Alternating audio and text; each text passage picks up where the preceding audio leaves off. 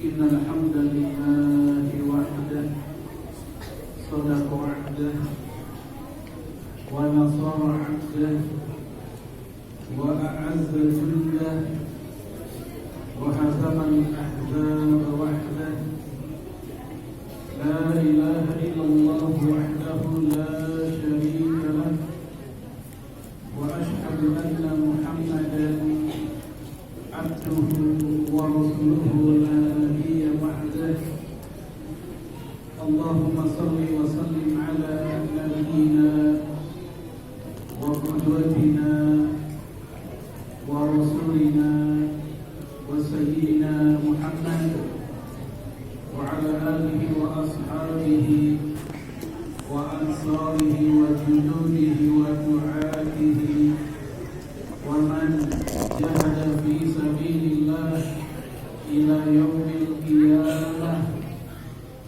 وقال عليه الصلاة والسلام كما جاء في صحيح البخاري أنا وكافل اليتيم كهاتين في الجنة. وقال أيضا المرء مع من أحب. أما بعد معاشر المسلمين والmuslimat أعزنا الله وإياكم جميعا. Yang saya hormati Ibu Lurah, Ibu Imelda, Hafizahullah semoga menjaganya, wa'alaha dan juga menjaga dirinya dan keluarganya. Yang saya hormati Ketua DKM Bapak Haris, semoga Allah menjaganya dan juga keluarganya. Yang saya hormati Bapak RW Pak Sukadi, semoga Allah menjaganya dan juga keluarganya. Dan juga Bapak Ibu semua yang hadir pada siang hari ini, para pecinta Rasulullah SAW. Semoga pertemuan kita sejak awal sampai akhirnya Allah berikan rahmat, Allah berikan keberkahan, dan Allah berikan keridhaan. Bapak Ibu sekalian, saya mau nanya, cinta nggak sama Rasulullah? Kalau cinta sama Rasul harus ada bukti. Ngaku cinta nggak ada bukti namanya omdo. Apa omdo? Omdoan. Nah, salah satu bukti kecintaan kita kepada Rasulullah SAW adalah yaitu berbahagia dengan kelahiran Rasulullah SAW. Dikisahkan oleh Imam Bukhari. Kalau hadis riwayat Imam Bukhari dalam ilmu hadis itu namanya sanadnya sahih. Sanadnya apa? Sahih. Apa sanad sahih? Itu tingkat hadis yang keasliannya, keautentikannya paling tinggi. Diceritakan di situ oleh Anas bin Malik radhiyallahu anhu. Qadiman Nabi alaihi salatu wassalam bil Madinah. Rasulullah mendatangi kota Madinah. Ra'al Yahuda wa huwa sha'im. Beliau melihat seorang Yahudi yang sedang berpuasa fi yaumi Asyura. Berpuasa di hari Asyura. Bapak Ibu tahu hari Asyura tanggal berapa aja? Bulan apa? Bulan Muharram, khususnya tanggal 9, 10 atau 11, kisaran 9, 10, 11. Disebut Asyura artinya sekitar 10. Lalu Rasul bertanya kepada si Yahudi yang sedang berpuasa ini, apa kata Rasul? Ma hadza? Sedang apa ini? Apa ini katanya? Dia pun menjawab, hadza yaumun shalih. Ini adalah hari bagus, hari baik. Najallahu Musa wa ashabahu min aduwwihim. Inilah hari di mana Allah menyelamatkan Nabi Musa dan para sahabatnya dari kejaran musuhnya. Siapa musuh Nabi Musa? yaitu Fir'aun. Inilah hari di mana Allah tenggelamkan Fir'aun di Laut Merah. Hari Asyura itu. Hari di mana Allah selamatkan Nabi Musa dan para pengikutnya. Lalu kata si Yahudi tadi, maka kami pun berpuasa. Kami pun berpuasa untuk memperingati, untuk mengingat-ingat peristiwa besar selamatnya Nabi Musa. Apa reaksi Rasulullah SAW? Kata Rasul kepada mereka, Nahnu ahadku bi Musa minkum. Kita orang Islam lebih berhak mengikuti Nabi Musa dibanding kalian. Orang Islam lebih berhak mengikuti Nabi Musa dibanding orang Yahudi sendiri. Sehingga setelah itu Rasul mengatakan, "Tsumma amara bisiyami." Lalu Rasul pun memerintahkan para sahabatnya saat itu untuk berpuasa Asyura. Kenapa kita angkat kisah ini? Padahal kisah ini ada kaitan dengan lahirnya Rasulullah SAW. Kisah ini dikomentari oleh Imam Ibnu Hajar Al-Asqalani, dikutip oleh Imam Ibnu Hajar Al-Haytami. Kata Imam Ibnu Hajar Al-Asqalani bahwa bergembira, berbahagia dengan sebuah peristiwa agung, lalu kegembiraan itu diwujudkan dengan amal kebaikan, dengan perilaku kebaikan, itu merupakan sunnah Rasulullah SAW. Sementara di mata umat Islam, lebih agung yang mana? Lebih besar yang mana? Selamatnya Nabi Musa alaihissalam dengan lahirnya Nabi Muhammad SAW. Bapak Ibu, di antara dua peristiwa ini, mana yang lebih agung buat kita bagi umat Islam?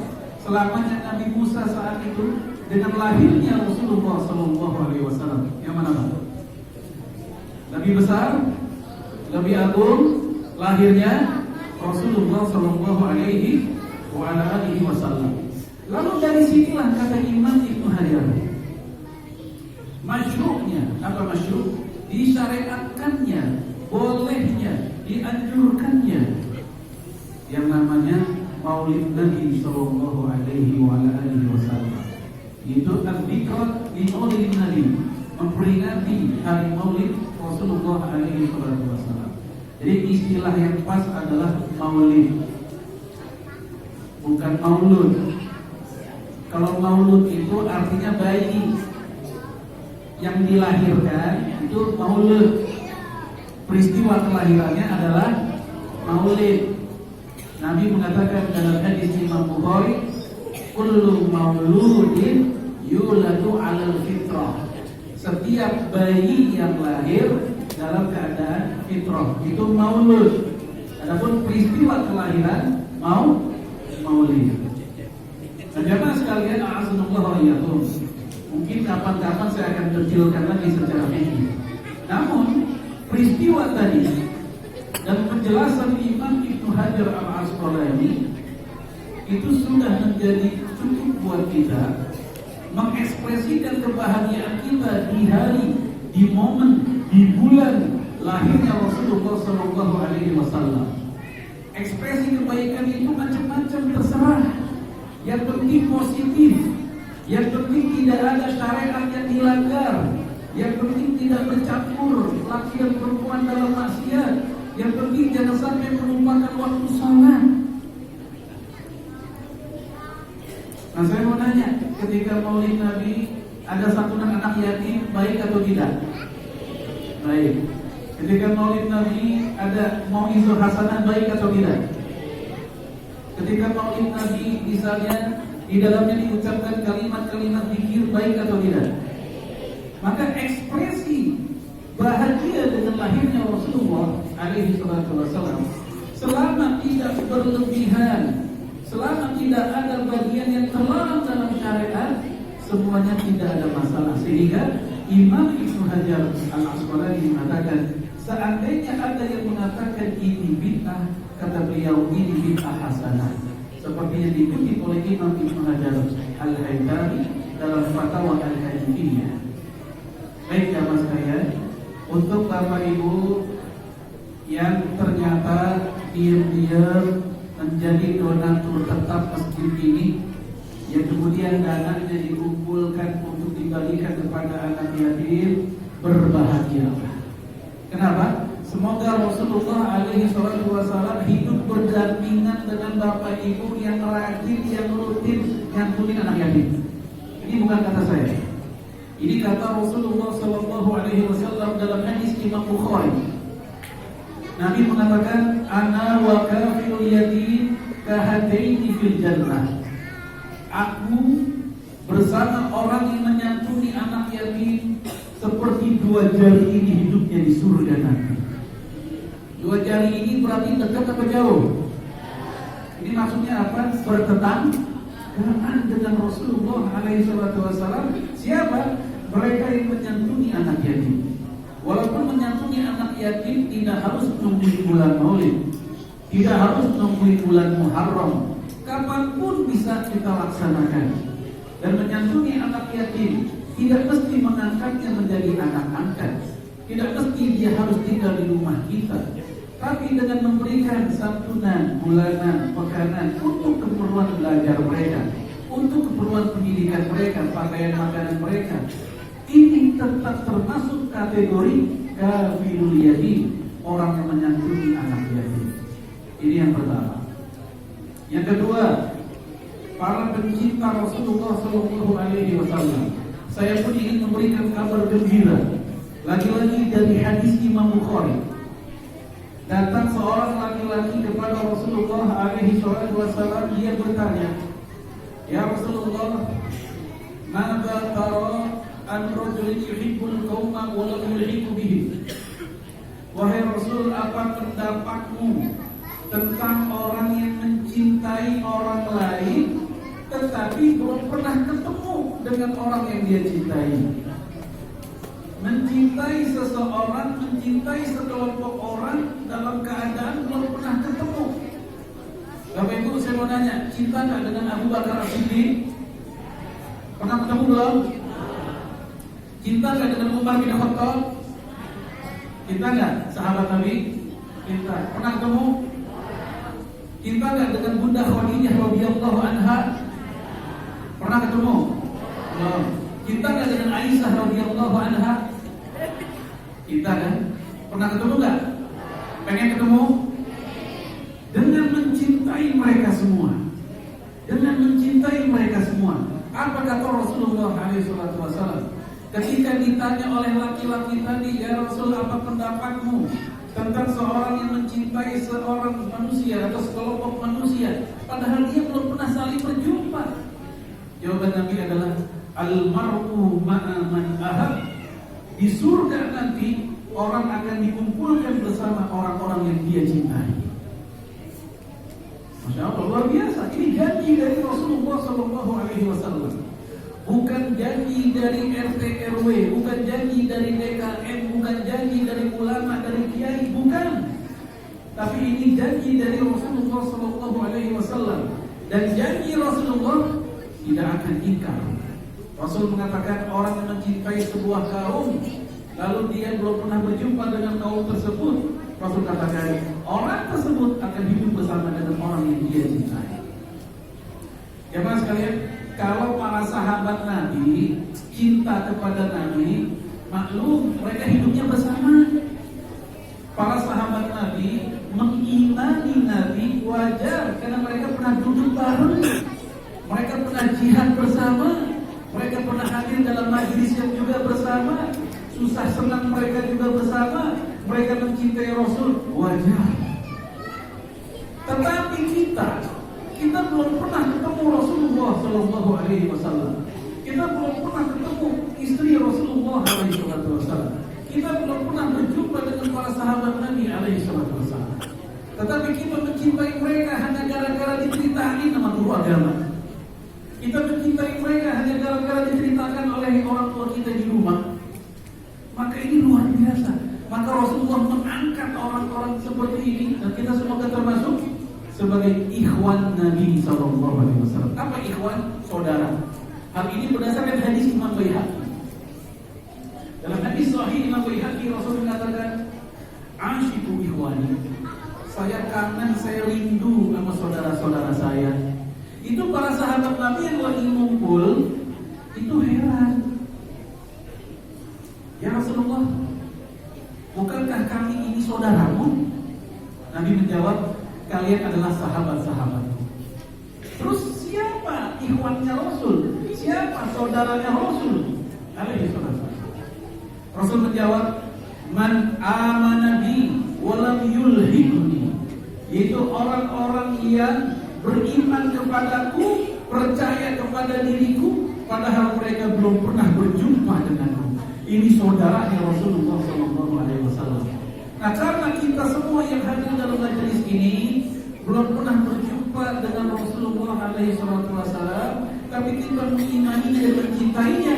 Rasul mengatakan kita semua sebagai saudaranya Rasulullah Sallallahu Alaihi Wasallam.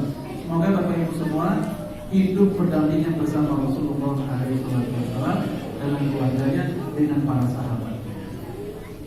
Jemaah sekalian, a'azzallahu wa iyyakum.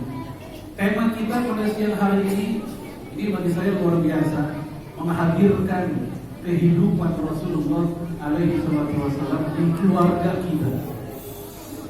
Intinya adalah bagaimana caranya keluarga seorang Muslim mampu menampilkan kehidupan ala Rasulullah Sallallahu Alaihi Wasallam. Walaupun hal-hal yang remeh, kita mencoba mengais satu persatu di antara perilaku Rasulullah Alaihi Wasallam yang kemudian kita coba contoh dalam kehidupan kita. Baik posisi sebagai ayah, baik posisi sebagai ibu, baik posisi sebagai anak, baik posisi sebagai anggota masyarakat. Baik, kita satu persatu bahas. Yang pertama, kita hadirkan di keluarga kita itu budaya mengucapkan salawat kepada Rasulullah Sallallahu Alaihi Wasallam dikala kita mendengar namanya disebut. Walaupun berselawat kepada Nabi bisa kita lakukan kapanpun, dimanapun, walaupun dalam keadaan kita tidak dengar nama Rasulullah sedang disebut. Tetapi paling tidak, ketika nama Nabi Muhammad Alaihi Wasallam disebut, jangan lupa berselawat. Walaupun dengan suara lirih, walaupun dengan suara pelan. Kenapa jemaah sekalian? Karena Rasulullah Alaihi Wasallam mengatakan begini, al-bakhil. Apa bakhil? Pelit. Pelit atau apa lagi? Bakhil, medit, korek, untuk kasihan, atau begitu. Ya. Orang bakhil kata Rasulullah yaitu alladzi man zukirtu indah falam yusalli alayya. Orang yang telinganya mendengarkan namaku disebut tetapi dia tidak berselawat kepadaku. Rasul katakan ini bakhil, ini orang pelit. Ini hadis sahih riwayat Imam Abu Dawud. Lalu apa yang dimaksud dengan pelit dalam hadis ini? Apa yang dimaksud dengan bakhil dalam hadis ini? Apakah pelit kepada Rasulullah? Bukan. Tapi ini hadis bermakna itu orang tersebut bakhil atau pelit kepada diri sendiri. Karena orang tersebut telah menyia-nyiakan, telah membiarkan kesempatan mendapatkan 10 salawat dari Allah Subhanahu wa taala. Rasul mengatakan dalam hadis yang lain, "Man shalla 'alayya shalatan wahidah, sallallahu biha 'ashra." Siapa yang selawat kepadaku sekali saja, enggak banyak, sekali saja dia selawat, Rasul katakan, Allah katakan, yang bahwasanya aku berikan orang tersebut 10 selawat dari Allah. Apa makna 10 selawat dari Allah? Allah turunkan ampunan, Allah turunkan rahmatnya kepada orang yang selawat kepada Rasulullah Sallallahu Alaihi Wasallam. Itu hanya sekali selawat. Dikala kita mendengarkan nama Nabi disebut, kita mendapatkan 10 doa ampunan dari Allah. Kita mendapatkan 10 rahmat dari Allah. Maka wajar dikatakan orang itu pelit, bukan pelit kepada Rasul, tapi pelit kepada siapa? Diri sendiri. karena dia telah menyia-nyiakan, ya, mengabaikan, melewati begitu saja, ya, mendapatkan 10 selawat tadi. Baik jamaah sekalian, a'azzallahu iyyakum jami'an. Ini berselawat kepada Nabi alaihi wasallam. Dan berselawat kepada Rasulullah, idealnya, bagusnya adalah jangan disingkat-singkat.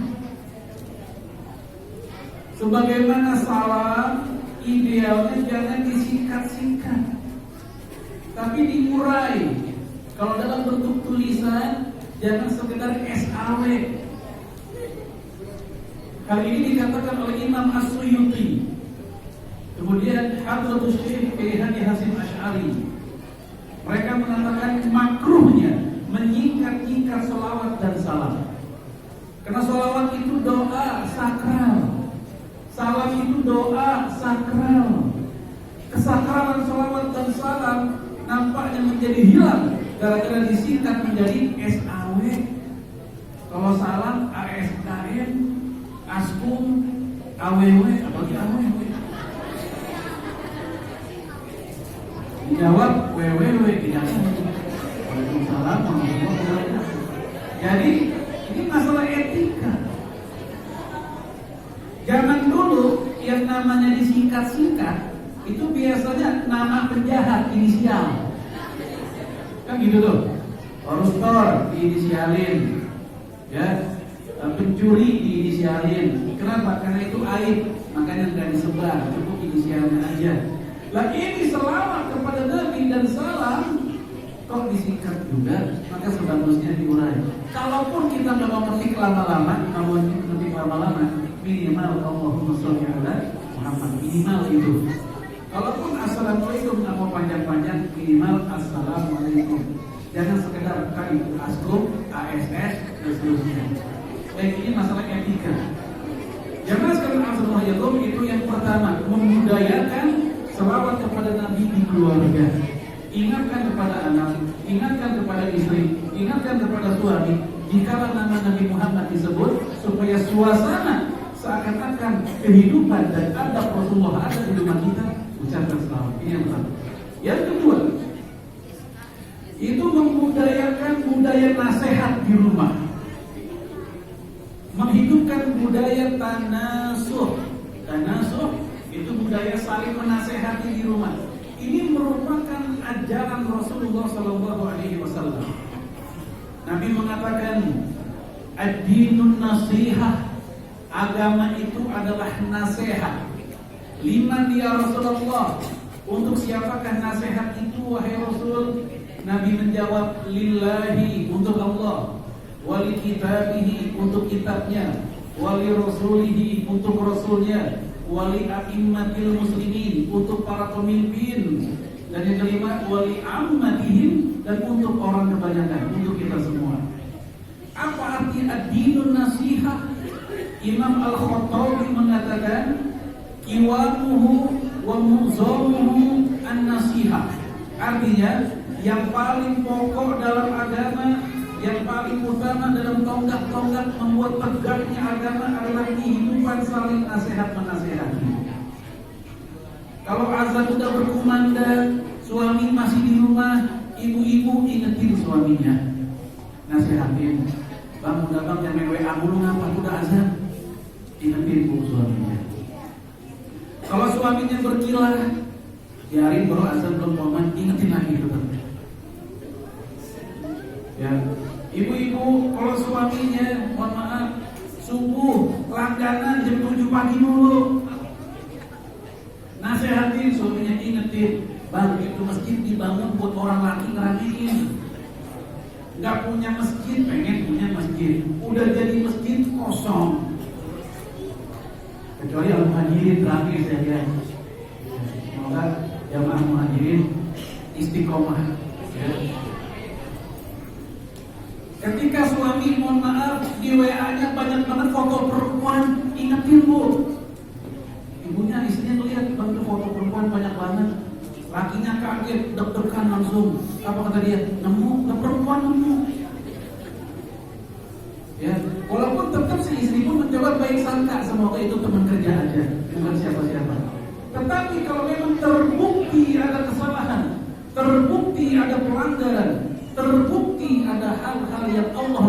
dia lakukan, jangan khawatir, jangan takut untuk memberikan nasihat. Walaupun mohon maaf, umumnya banyak kaum laki-laki rada-rada gengsi kalau dinasihatin. Betul nggak Bu? Tuh bapak-bapak yang jawab. Ya. Karena seorang ayah, seorang bapak itu kawal, pemimpin. Pemimpin itu memang biasanya punya cara tersendiri untuk dinasihati, tidak bisa langsung.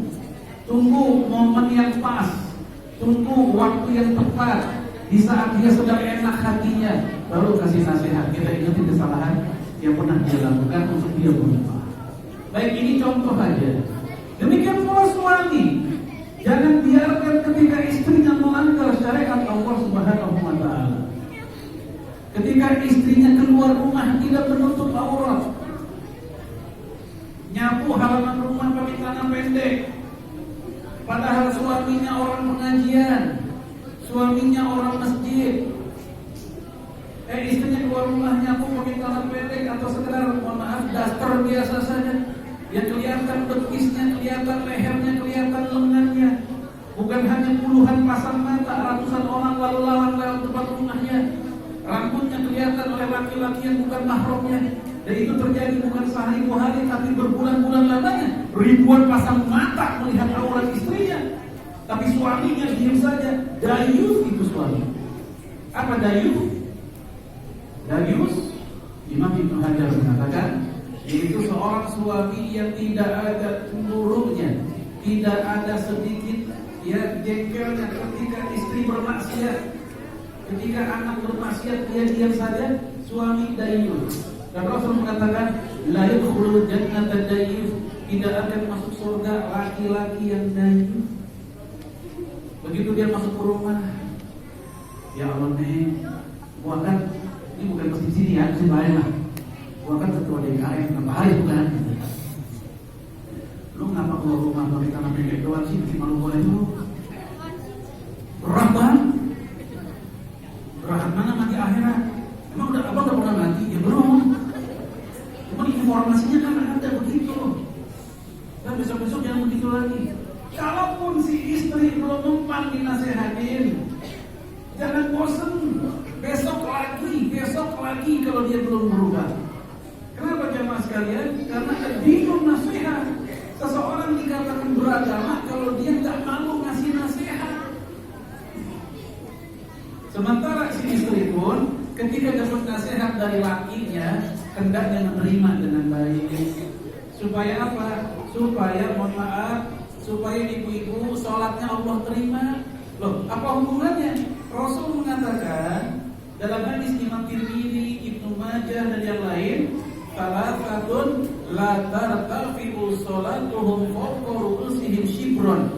Ada 3 kelompok manusia yang sholatnya tidak diterima. Siapa mereka? Yang pertama Nabi sebut adalah imra'atun batat wa zawjuha 'alaiha sakhib.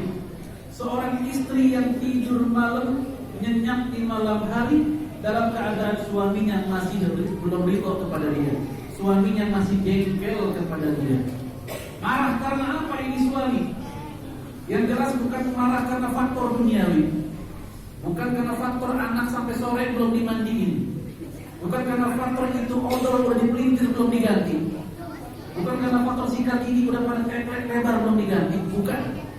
Tapi karena faktor kata Ali Al-Qari rahimahullah, lisu'i khuluqiha, karena faktor buruknya akhlak si istri, lisu'i adabiha, buruknya adab si istri, likillati ta'atiha, sedikitnya ketaatan si istri kepada suaminya.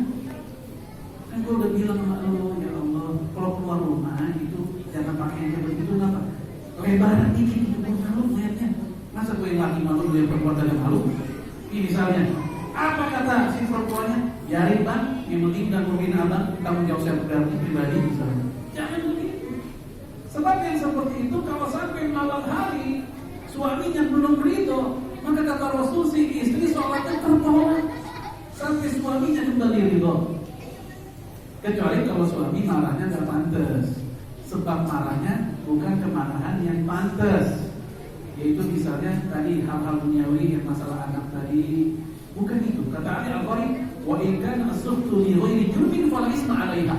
Kalau seandainya kemarahan suami tanpa sebab, asal marah saja, maka si istri tidak salah, yang berdosa justru suami karena dia marah tidak pada tempatnya. Baik, ini sekali lagi yang kedua, menghidupkan budaya saling menasihati suami dan istri. Justru Bapak Ibu sekalian, kalau pasangan kita mau saling menasihati, berbahagialah. Itu tanda dia masih sayang sama kita. Itu tanda dia masih cinta sama kita. Kalau istri diem aja, suaminya mau ngapain terserah dia, dah urusan dia. Kebalikannya kalau suami juga begitu, lagu lu apa terserah lu aja, lu nggak mau tanggung. Ya kayak begini, itu tanda udah masing-masing kita peduli, jamaah sekalian. Itu tanda mereka sudah hilang cintanya, udah kropos cintanya. Harusnya si istri berkata, alhamdulillah suami saya sayang sama saya. Saya ditegur sama dia. Kenapa? Karena ini merupakan bagian dari anfusakum wa ahlikum. Nah, sebagaimana suami juga begitu. Alhamdulillah ada rem dalam hidup saya. Apa remnya? Teguran istri, tangisan istri, cemburu istri. Itu rem bagi suami untuk tidak melampaui batas dalam pergaulan dengan yang lain misalnya. Dan demikian juga kepada anak-anak kita. Jangan diamkan pula ketika anak kita lebih dekat dengan game dibanding dengan Al-Quran, lebih dekat dengan nama-nama artis dibanding dengan nama-nama sahabat Nabi, lebih dekat dengan nama-nama atlet dibanding dengan nama-nama ulama. Bapak Ibu semua, kita bisa cek, bisa uji, tes anak-anak kita. Ya, semoga bukan anak-anak sini ya. Tulis nama-nama artis, tulis nama-nama atlet, dan tulis nama-nama ulama. Ini kira-kira banyak yang mana? Banyak kan? Artis. Ya, mulai dari yang dalam negeri, luar negeri, yang dangdut, yang ini, yang itu dia hafal. Atlet juga begitu, tahu. Begitu nama-nama ulama dia Imam Syafi'i siapa ya? Dia lagu apa? Dia lagu apa? Dianggap penyanyi juga Imam Syafi'i. Ya, baik jemaah sekalian. Jangan sampai pula kemudian anak-anak kita lebih hafal banyak lagu, banyak nyanyian dibanding surat-surat pendek. Lebih banyak hafal lagu dan nyanyian dibanding doa-doa, termasuk doa untuk orang tuanya. Ojo bandingke, awal apa hafal banget. Tapi membaca kuliah ayuhal kafirun, lakum dinukum gak sampai-sampai. Muter-muter walakum nggak rapi-rapi.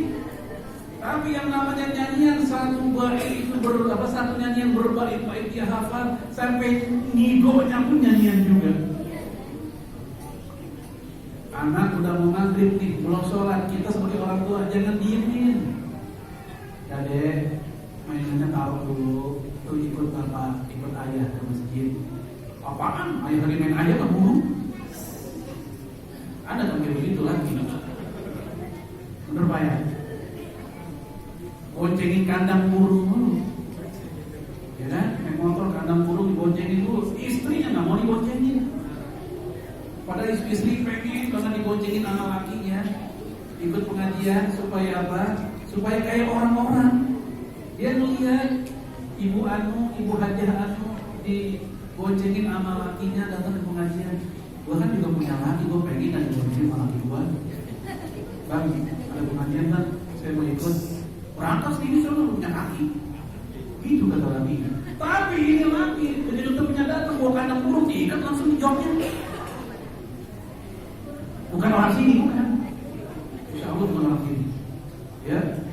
Padahal dia hanya pengen berduaan dengan lakinya. Itu, walaupun pengajian juga pengen. Tapi utamanya dia tahu suaminya enggak nih, peka nih. Apalagi di kala sendalnya udah gak bagus istrinya. Ya. Begitu turun, lihat di masjid, lihatin ke sendal ibu-ibu.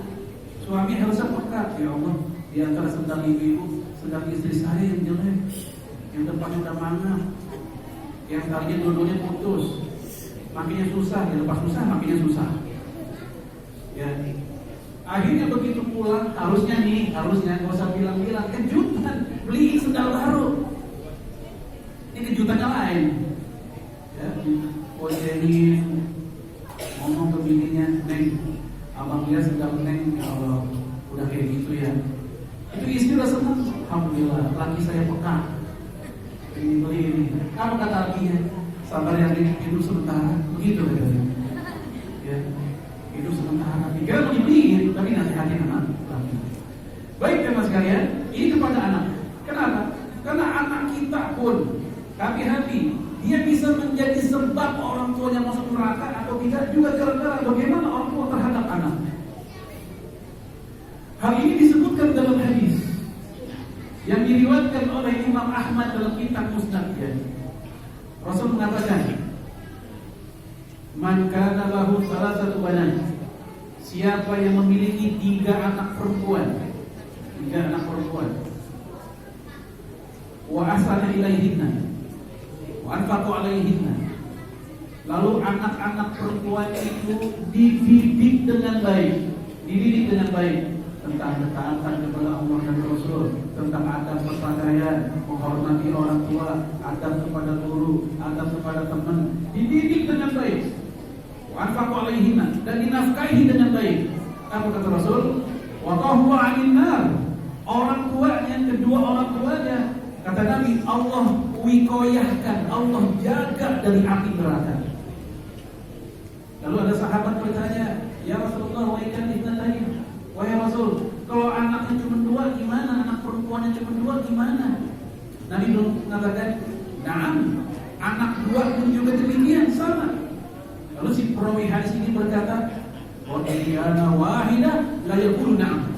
Kalau seandainya ditanya bagaimana kalau anak perempuannya cuma 1, niscaya Rasul mengatakan iya. Intinya mau anak perempuan 3, 2 atau 1, selama diurus dengan baik, ini kuncinya. Dididik dengan baik, diberikan keteladanan dengan baik, maka selama itu pula Allah jamin surga buat bapak ibunya. Namun makna implisit, makna tersiratnya adalah berarti kalau nggak diurus dengan baik, tameng tadi tidak berlaku. Kalau nggak diurus dengan baik, perlindungan dari neraka tadi tidak berlaku. Walaupun kita yakin bagi seorang muslim tidak ada yang namanya neraka abadi buat seorang muslim. Oh itu kan kalau anak perempuan, anak saya laki-laki, gimana ini? Diterangkan dalam hadis yang lain yang disebutkan dalam kitab Ahkam An-Nisa Imam Ibnu Jauzi dengan kalimat yang mirip. Kalau kita dilahirkan anak-anak, mau laki mau perempuan, dan kita bersabar dalam mendidiknya, waqahullahu 'anil nar, Allah akan jaga kedua orang tuanya dari api neraka. Maka jamaah sekalian, nasihat buat anak juga jangan dilupakan, sebab anak-anak itu etalase keluarganya. Kalau seseorang pengen tahu keluarga seseorang, biasanya yang dilihat pertama kali tingkah laku anaknya. Pak Haji itu anaknya ya? Iya, kenapa emang? Aduh, bikin malu keluarga Pak Haji. Loh, emang kenapa? Kami korban mesti dicolong 3 sama dia. Bapaknya haji, bapaknya mungkin muallim, pengajar, bapaknya mungkin mubalik, ustaz, tapi anaknya kayak begitu. Langsung orang merasa, aduh ini orang tua mendidik orang bisa, mendidik anak sendiri tidak bisa. Betul sering begitu ya. Banyak orang mampu membentuk, mendidik keluarga orang lain, anak orang lain, tapi anak sendiri lepas begitu aja. Tercoretlah kebaikan anak keluarganya. Reputasi keluarganya hancur gara-gara tingkah laku anaknya. Baik, ini yang kedua, menghidupkan suasana tanasuh di keluarga sebagai upaya menghidupkan kehidupan Rasulullah SAW. Yang ketiga yaitu mengajak, khususnya buat bapak-bapak, anak-anak kita, termasuk ibu-ibu juga mengingatkan kepada suaminya, untuk memakmurkan, menghidupkan masjid kita. Seperti yang saya angkat tadi, kalau bukan kita kaum laki-laki, siapa yang meramaikan? Khusus untuk kaum laki-laki ada hadisnya secara tersendiri yang diriwayatkan oleh Imam Tirmidzi dalam kitab Sunan At-Tirmidzi dengan sanad yang sahih. Kata Rasulullah, "Man sami'an nida," siapa yang kupingnya mendengarkan azan. An-nida artinya panggilan, maksudnya azan. Wa sholatuhu fi baitin fi ghairi udrin, namun dia sholatnya di rumah tanpa udzur syar'i, kecuali ada udzur syar'i, hujan, udzur syar'i, sakit, udzur syar'i, safar, musafir, udzur syar'i, ya. Apalagi misalnya ada kesibukan yang luar biasa yang kalau ditinggalin berbahaya, udzur syar'i, seperti dokter bedah, penjaga pintu kereta, itu udzur syar'i, sulit bagi dia meninggalkan pekerjaannya. Intinya dia tidak ke masjid tanpa udzur syar'i, sehat walafiat. Dia lebih memilih sholatnya di rumah. Apa kata Rasulullah SAW? Kata Nabi, fala sholata lahu, tidak ada sholat baginya. Apa maksudnya tidak ada sholat baginya? Ada 4 keterangan para ulama. Yang pertama yang mengatakan tidak sah sholatnya. Ini pendapat para tabi'in, Hasan al-Basri, Sa'id bin al-Musayyab. Yang kedua yang mengatakan sholatnya sah, tapi dia meninggalkan kewajiban dan berdosa gara-gara itu, karena dia meninggalkan kewajiban berjamaah. Siapa ini? Imam Ahmad bin Hanbal. Yang ketiga yang mengatakan sunnah muakkadah. Ini pendapat Imam Syafi'i. Berjamaah di masjid buat laki-laki sunnah muakkadah. Yang lain sudah, maka yang lain sudah gugur kewajibannya. Namun kalau dia sholatnya di rumah, maka sholatnya tidak sempurna, tidak bulat pahalanya sebagaimana yang berjamaah di masjid. Yang terakhir pendapat keempat mengatakan yaitu sunnah muakkadah. Mohon maaf, yang tadi fardu kifayah, yang ketiga, yang keempat yaitu sunnah muakkadah. Kesunahan yang sangat ditekankan, walaupun tidak sampai wajib tapi sangat ditekankan. Ini pendapat umumnya para ulama. Pendapat keempat, pendapat ketiga Imam Syafi'i yaitu fardu kifayah. Baik, terlepas dari perbedaan pendapat para ulama tadi, maka kalau kita betul-betul mencintai Rasulullah dan cinta kepada Rasul itu butuh pembuktian, maka ke masjid. Kalau memang seandainya tidak ada hukum syar'i, kita di rumah. Baik. Kemudian bagaimana buat ibu-ibu? Buat ibu-ibu tak terlarang. Nabi mengatakan la tamna'u ima Allah masajid Allah. Jangan kalian larang hamba-hamba Allah yang wanita untuk memakmurkan masjid-masjid Allah Subhanahu wa ta'ala. Walaupun memang kalau kita bicara sholat, semata-mata sholatnya wanita di rumah lebih afdal dibanding di masjid. Namun para ulama kita menambahkan, kalau di masjid dia bisa mendapatkan kebaikan berupa ada tausiah, berupa dia mendapatkan kesyahduan bacaan imam. Sementara kalau sholat di rumah bising suasananya, di rumah bacaan dia gak banyak, itu lagi yang dia baca. Di rumah dia gak dapatkan tausiah dan mau'izah hasanah. Maka sebagian fuqaha mengatakan dalam kondisi seperti itu dia pun ditekankan untuk ke masjid pula, selama tetap menjaga adab-adab berpakaian ketika datang ke masjid. Baik, itu yang keberapa? Ketiga atau keempat? Yang ketiga, itu kita menghidupkan sunnah, kemudian yaitu mendatangi masjid di saat kita beribadah. Ini lebih utama. Kemudian jangan sekalian Abdullah Yakum. Yang keempat, yaitu menjaga lisan. Ini sunnah besar. Karena banyak orang tergelincir ke neraka gara-gara mulut. Orang selamat dari api neraka juga gara-gara mulut. Ini bukan kata saya, kata Nabi. Dan ini bukan hanya untuk kaum wanita, kaum laki-laki juga sama kok. Ada yang orang bilang perempuan itu banyak gosip. Sama bu, laki juga banyak gosip. Beda tema aja, itu aja. Kalau teman-teman temanya tema politik, mungkin pejabat tuh. Tapi kalau ibu yang ngomongin mungkin tetangga, ikan asinnya kemari-mari begitu saja. Sama gosipnya man. Baik, Rasul ditanya dalam hadis sahih Imam At-Tirmidzi, ma'an najah. Wahai Rasul, bagaimana caranya orang selamat? Orang supaya selamat itu gimana hidupnya? Nabi menjawab, yang pertama yang disebut adalah amsik alaika lisanah. Jagalah olehmu mulutmu. Jagalah olehmu lisanmu. Orang Barat ya mengatakan silent is gold. Diam itu emas. Orang Islam kita mengatakan bicara yang baik itu yang emas. Dia pilihan kedua. Nabi mengatakan, "Man kana yu'minu billahi wal yawmil akhir falyaqul khairan aw liyasmut." Siapa yang mengaku beriman kepada Allah dan hari akhir, bicaralah yang baik-baik. Kalau nggak ada, baru diam. Artinya diam itu pilihan kedua. Sehingga kalau orang Barat mengatakan diam itu emas, dalam Islam bicara yang baik itu yang emas. Kalau dalam WA, share yang baik-baik itu yang emas. Kalau itu nggak bisa, baru pilih diam. Makanya Nabi mengatakan, jaga oleh lisanmu. Jangan sekarang, jagalah olehmu jempolmu. Karena saya lihat sekarang lalu lintas pembicaraan manusia itu lebih sering bukan lewat lisan, tapi lewat tulisan, lewat WA. Lah bakso depan rumah aja pakai gosen. Membeli bakso pakai gosen. Bisa jalan, bisa ngomong. Apalagi kalau tukang baksonya tetangga di WA. Bu, bakso ya, gimana mau? Oh dekat banget katanya. Ya, baik. Ini tanda bahwasanya sekarang lalu lintas komunikasi kita akan berubah. Makanya Rasul mengatakan jaga lisanmu, kita konversi ke zaman kita, jaga jari kita. Karena jempol kita akan menjadi saksi apa yang pernah kita tulis dulu di dunia.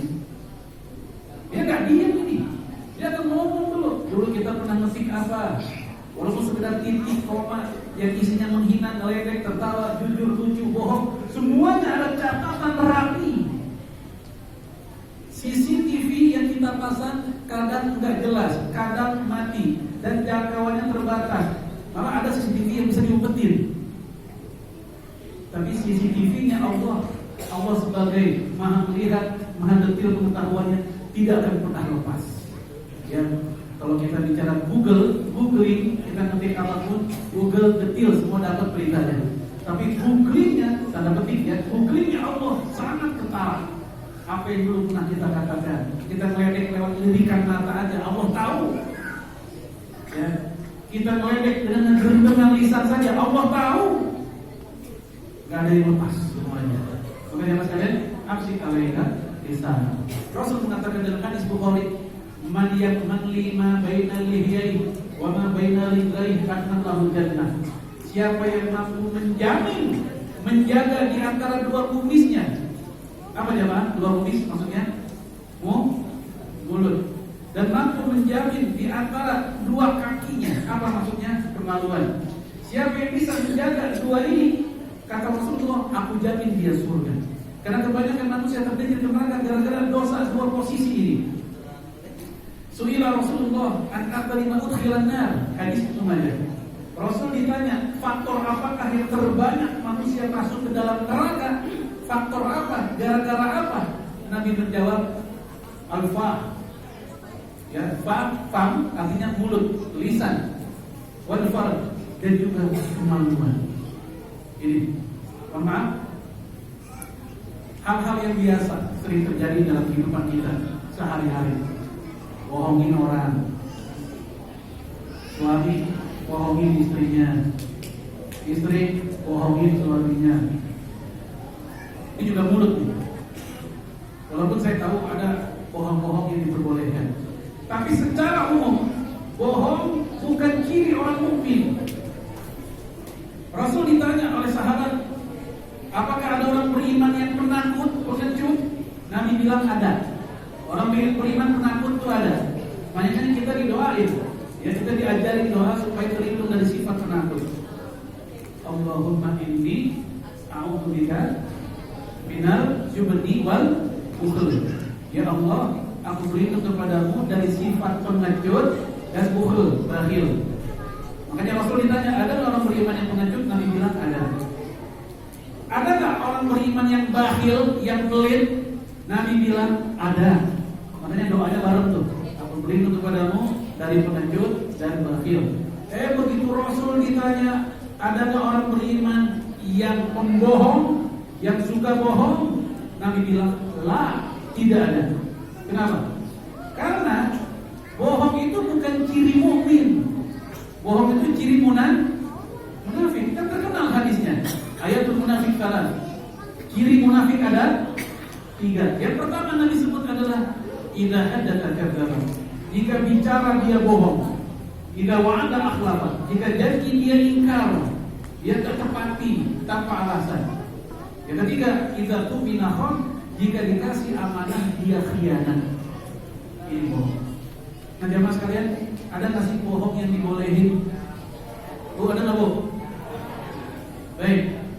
Dalam kitab Riyadhus Shalihin, Imam An-Nawawi mengumpulkan ada 4 bohong yang diperbolehkan. Ini kabar gembira bagi yang sudah timbul nih. Yang pertama, berbohong ketika berperang.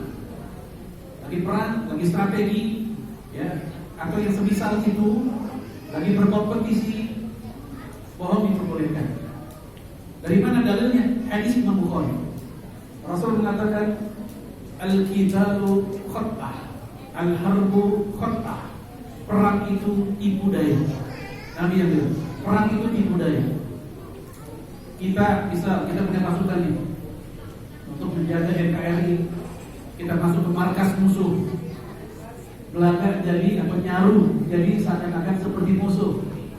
Ya entah kita pakai apa, rambutnya, make upnya seakan-akan seperti musuh.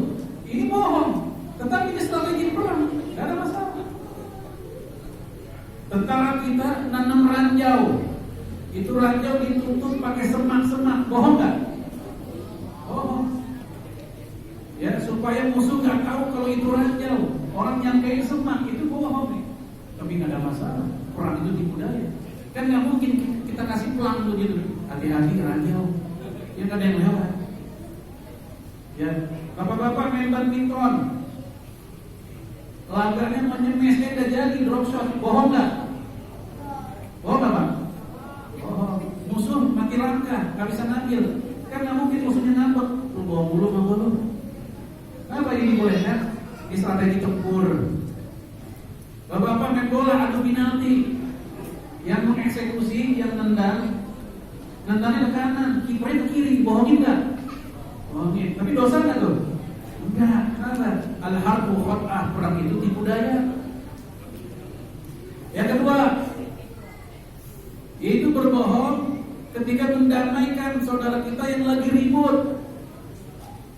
Teman kita, saudara kita lagi ribut, lagi musuhan, dan ternyata enggak ada cara lain. Yang udah kita pikirkan, kayaknya semua cara buntu semua, kecuali dengan berbohong. Itu bukan kategori berbohong yang terlarang. Hal ini dibolehkan dalam hadis Imam Muslim. Nabi mengatakan, laisal kadzdzab alladzi yusbihun bainal muslimain wa bihi khairan. Bukan kategori berbohong orang-orang yang sedang melakukan islah, perbaikan kepada dua muslim yang sedang bertengkar, wa bihi khairan, yang dengan itu dia bertujuan kebaikan. Ya, kita bohongin yang satu, kita bohongin yang satu lagi supaya mereka ketemu langsung adem, supaya mereka ketemu langsung berdamai, tidak ada masalah. Yang ketiga, berbohongnya suami istri untuk menghargai pemberian masing-masing, untuk membesarkan hati suami atau hati istri, supaya dia merasa dihargai oleh pasangannya.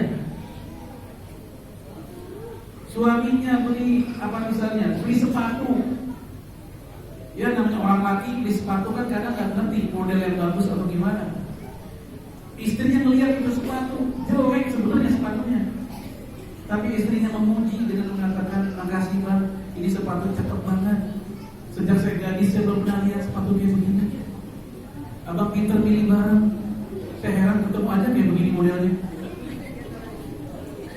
Coba kalau istrinya jujur apa adanya, sakit hati tuh suami. Lo ngapa nggak pakai sih? Jelek bang, kayak beli begitu katanya. Sakit hati. Atau kebaliknya, suami yang bohong, istrinya capek-capek masak, suaranya apa, rasanya nggak enak, agak nggak kompak lah gitu ke lidah. Lu bikin apa sih? Terasem bang, kenapa dikolok begini sih? Terasem manis. Jujur tuh hati, sakit hati. Tapi kalau si lakinya bohong, ya Allah ini suara asem.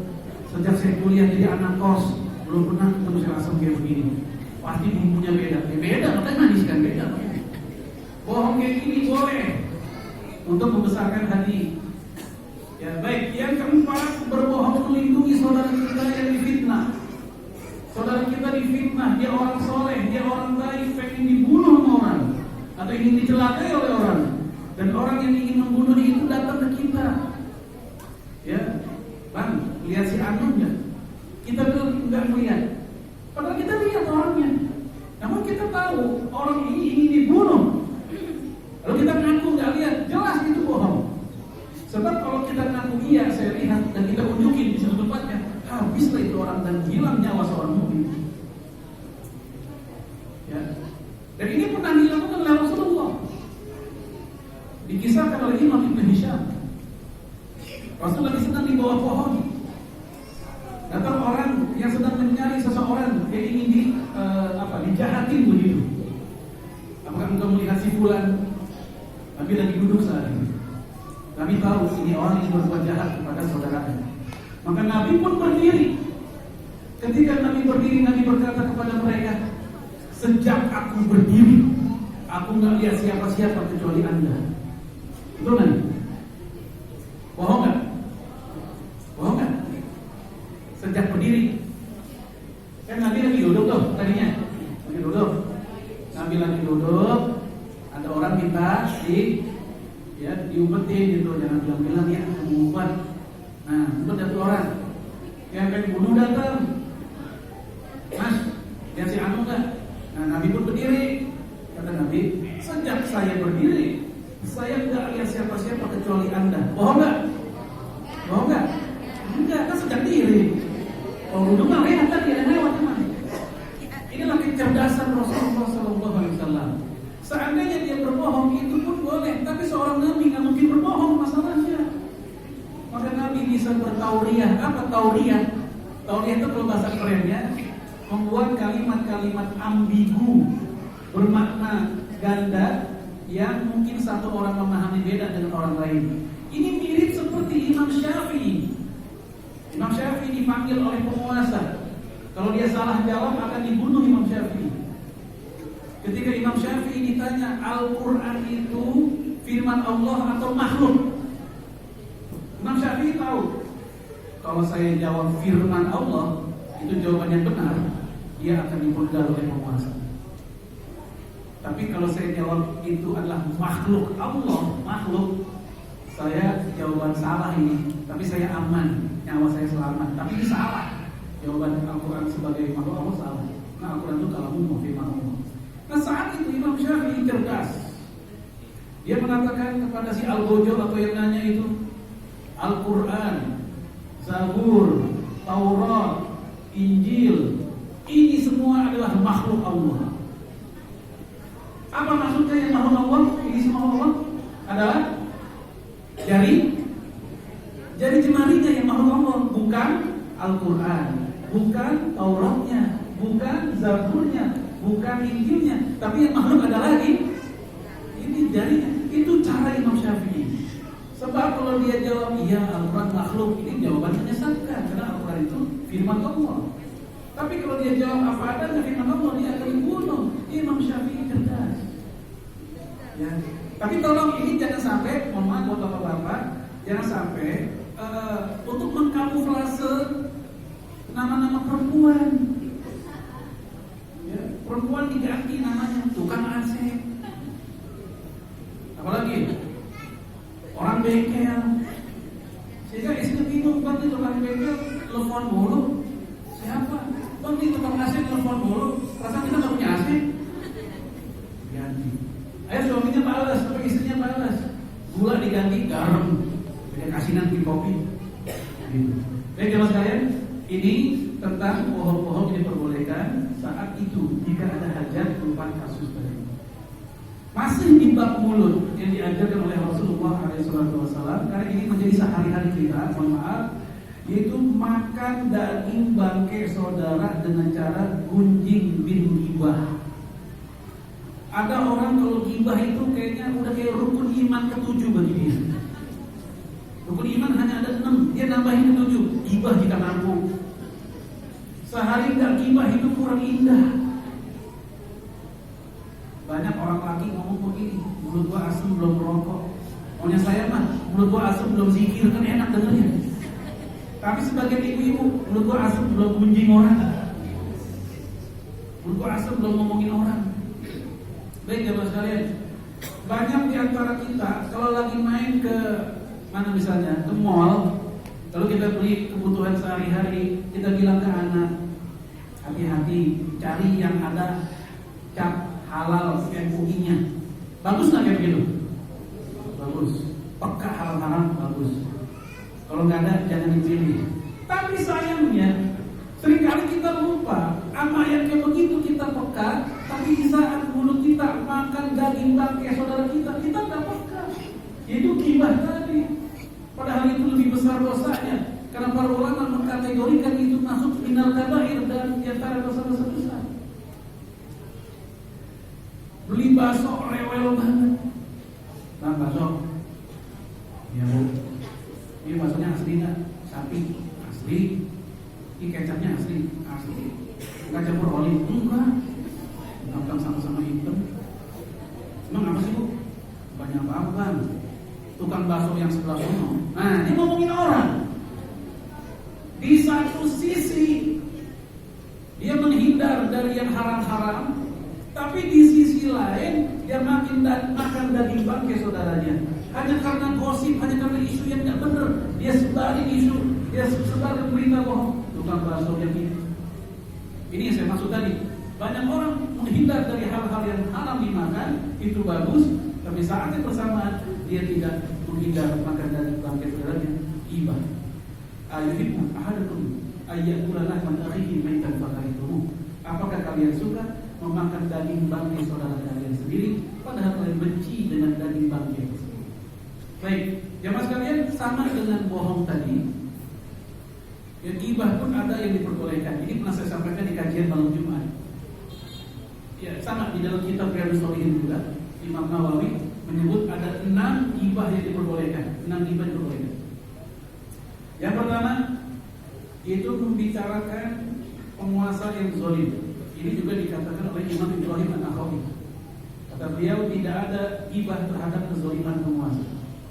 Itu boleh dibicarakan, boleh didiskusikan supaya menjadi pelajaran dan supaya manusia tidak menjadi korban kezaliman.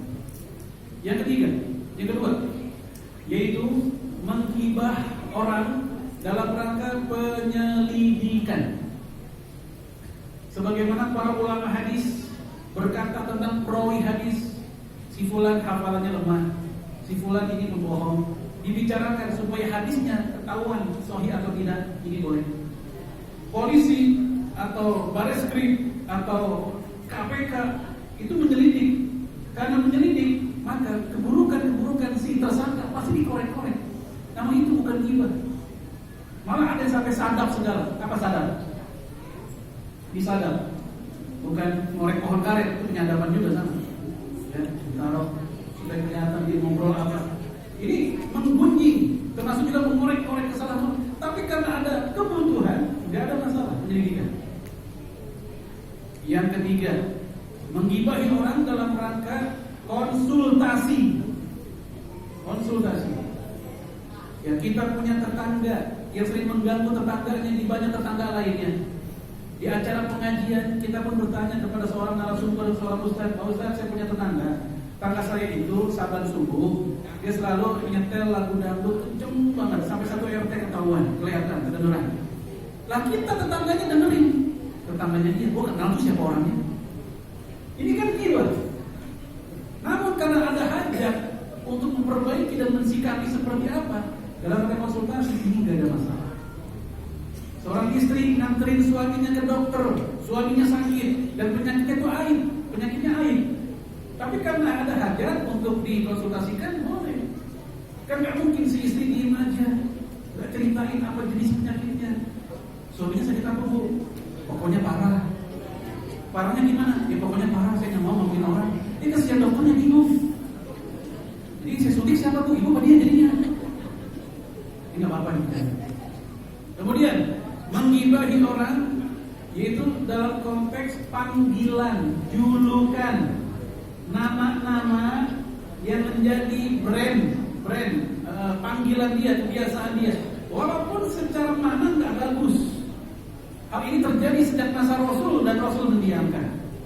Abu Hurairah, bapak si kucing kecil, nama aslinya Abdurrahman bin Sakhr. Hatim Al-Asam, ini ulama di masa tabi'ut tabi'in. Hatim Al-Asam. Al-Asam si tuli. Karena beliau pernah, mohon maaf, ketika ada seorang wanita buang angin di hadapan dia pura-pura tidak dengar supaya itu perempuan tidak malu. Maka dia pun belajar tidak dengar.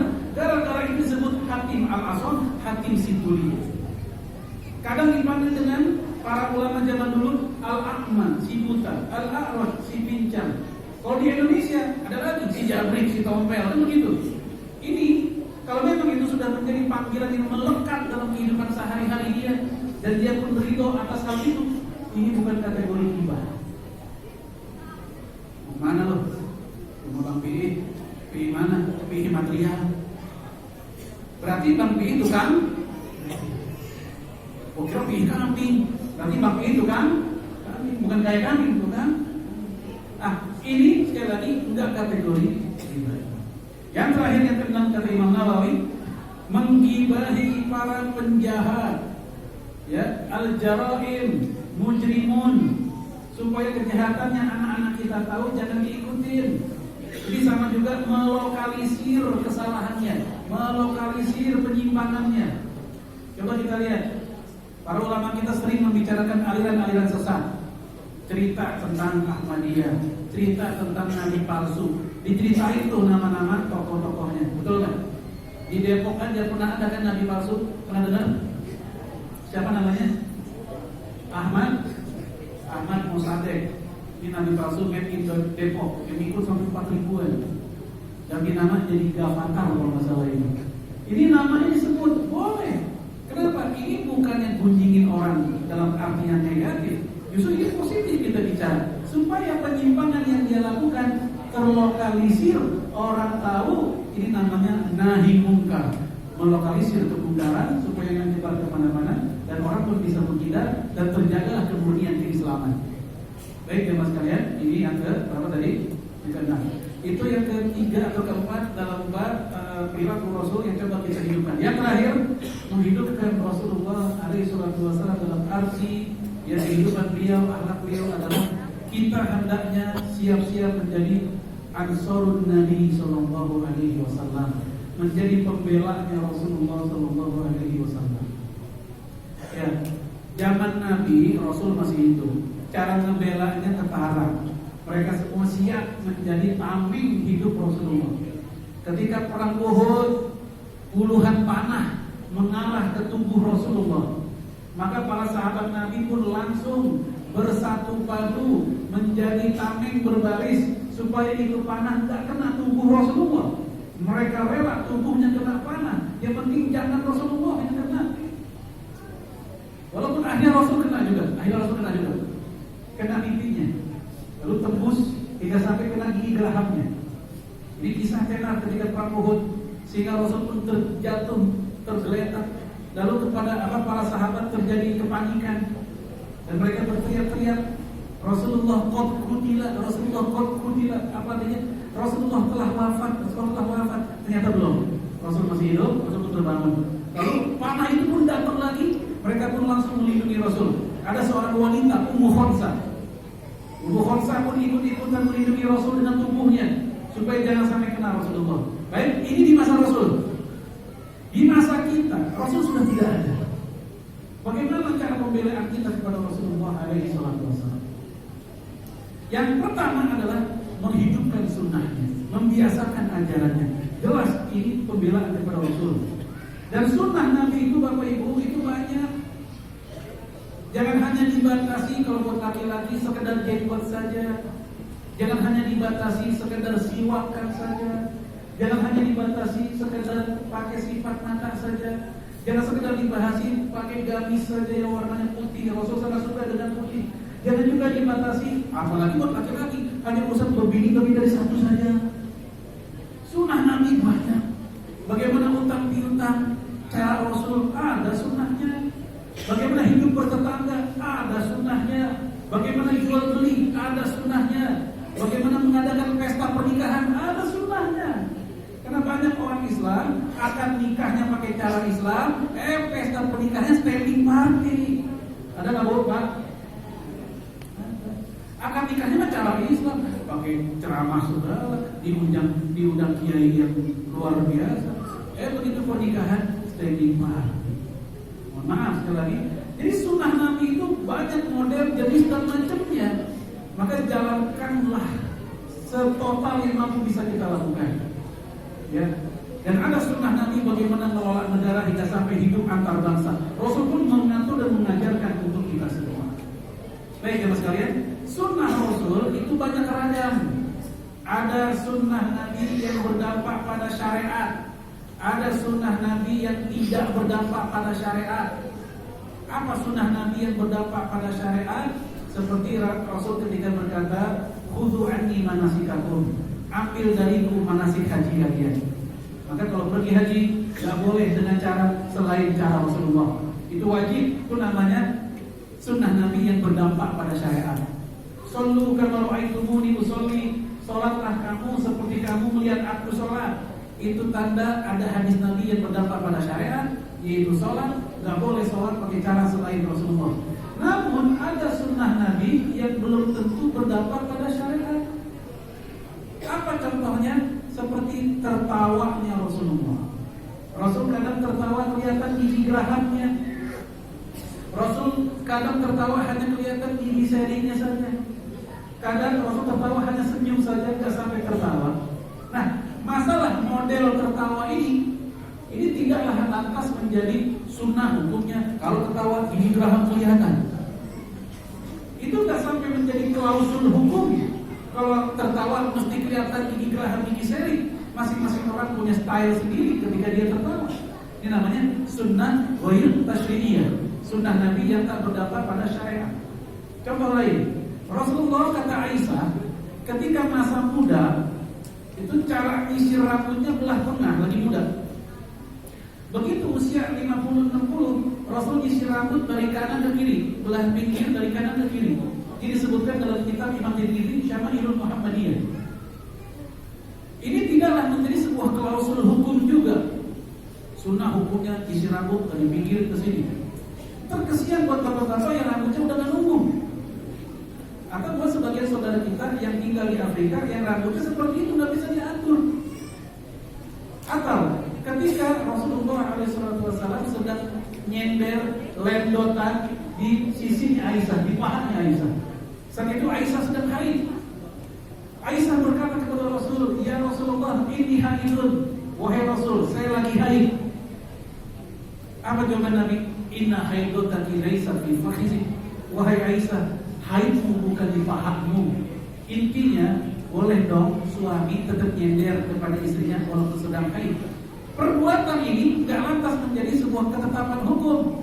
Sunnah hukumnya nyender di istri ketika istri lagi haid, tidak begitu. Tapi ini perbuatan seorang suami yang lagi pengen bercanda sama istrinya. Itulah yang disebut dengan sunnah ghair tasyri'iyah. Nah, dengan membagi sunnah seperti ini, insya Allah kita bisa lebih sehat lagi dalam memahami, menghidupkan sunnah Rasul alaihi salatu wassalam. Kemudian yang kedua, pembelaan kedua Rasul gimana caranya? Seperti dikala Rasul dihina, Rasul dicaci maki. Yang paling sering Rasul dicaci maki biasanya dua hal. Yang pertama dalam hal apa? Pernikahan Rasulullah dengan Aisyah radhiyallahu anha. Aisyah nikah sama Nabi umurnya berapa, Bu? Berapa tahun? 7, 10, 18, 7. Dalam hadis Bukhari dan Muslim 7 tahun. Baru diboyong ke rumah di usia 9 tahun. Ini hadis yang paling kuat, yang paling masyhur di antara hadis-hadis yang lain. Dalam riwayat Imam Ibnu Jarir At-Tabari 18 tahun. Namun ini dianggap tidak semasyhur dan tidak sekuat yang Bukhari Muslim 7 tahun. Nah, gara-gara ini Rasul diserang oleh orientalis yang mengatakan Nabi Muhammad itu pedofilia. Apa pedofilia?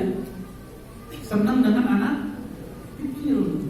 Baik, saya mau tanya, di antara istri Rasul yang usianya dinikahi 7 tahun, apakah hanya Aisyah saja atau selain Aisyah? Aisyah saja atau ada selain Aisyah? Ada? Kalau ada siapa? Nggak ada. Hanya Aisyah yang dinikahi usia 7 tahun. Kalau memang Rasulullah pedofilia, harusnya semuanya bocah yang dinikahi. Itu kalau kita pakai logika. Karena pedofilia itu penyakit mental. Ini nggak cuma satu yang seperti dia akan berkali-kali. Dan Rasulullah hanya satu. Itu pun juga akibat dari keinginan Abu Bakar As-Siddiq. Kemudian Imam Az-Zahabi dalam kitab Syiar A'lamin Nubala menceritakan, bukan hanya Rasul, pernikahan anak usia kayak begitu di zaman Nabi itu budaya, bukan hanya Rasulullah. Sehingga fahamilah apa yang Nabi lakukan, seolah-olah kita hidup di zaman itu. Sebab kalau kita hidup di zaman ini dengan budaya sekarang, tentu akan beda budayanya. Kita akan menjadi hakim yang salah, menghakimi budaya di zaman yang berbeda. Nanti Rasul akan kena Komnas HAM anak. Tapi kalau kita hidup di masa itu, seakan-akan kita hidup di masa Rasul, kita akan paham dan maklum. Oh, seperti itu. Ya, Amr bin As, pernah dengar nama ini? Sahabat Nabi Amr bin As. Dia punya anak namanya Abdullah bin Amr bin As. Berapa selisih usia dia dengan anaknya? Hanya 12 atau 13 tahun. Berarti umur berapa Amr bin As nikah? Kira-kira umur 11 atau 12 tahun. Itu budaya.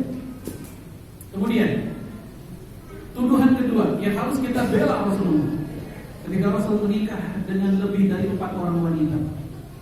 Ya, ada 13, ada yang bilang 12, yang lebih masyhur 9. Ya, tapi ya yang dianggap sahih adalah 13 menurut para peneliti. Ini dihina dengan mengatakan Rasulullah alaihi wasallam hypersex. Lah, kenapa para nabi yang lain yang jumlahnya hingga sampai puluhan dan ratusan istri mereka, kok kenapa enggak dikritik? Walaupun kita nggak mau para nabi dikritik, ini bukan akhlak kita. Tapi ini hanya menunjukkan tidak fair, tidak sportif, dan tidak adilnya mereka dalam menyerang Rasulullah alaihi wasallam. Maaf, di Holy Bible atau Bible ya, itu diceritakan Nabi Sulaiman punya istri 1.700 istri, 300 istri selirnya. Walaupun saya meyakini ini pasti hoax atas nama Nabi Sulaiman, tapi ini juga sekaligus menunjukkan mereka tidak fair. Mereka Rasulullah SAW mereka hina-hina dengan cara seperti itu. Padahal di kitab mereka sendiri mereka diam saja tentang Nabi Sulaiman. Nabi Ibrahim yang lebih sering kita dengar istrinya 2, Sarah dan Hajar, betul? Tapi di dalam kitab suci mereka dikatakan Nabi Ibrahim istrinya 40. Kenapa ini juga nggak diserang? Sekali lagi kita nggak mau Nabi Ibrahim diserang, bukan itu tujuan kita. Tapi ini hanya menunjukkan bahwasanya tidak adil, tidak sportifnya mereka dalam menyikapi Rasulullah SAW. Baik jemaah sekalian, ini bagaimana cara menghidupkan ya, bagaimana Rasulullah SAW dalam kehidupan kita di rumah. Semoga bermanfaat. Allahumma muwaffiq ila aqwamit thoriq. Assalamualaikum warahmatullahi wabarakatuh.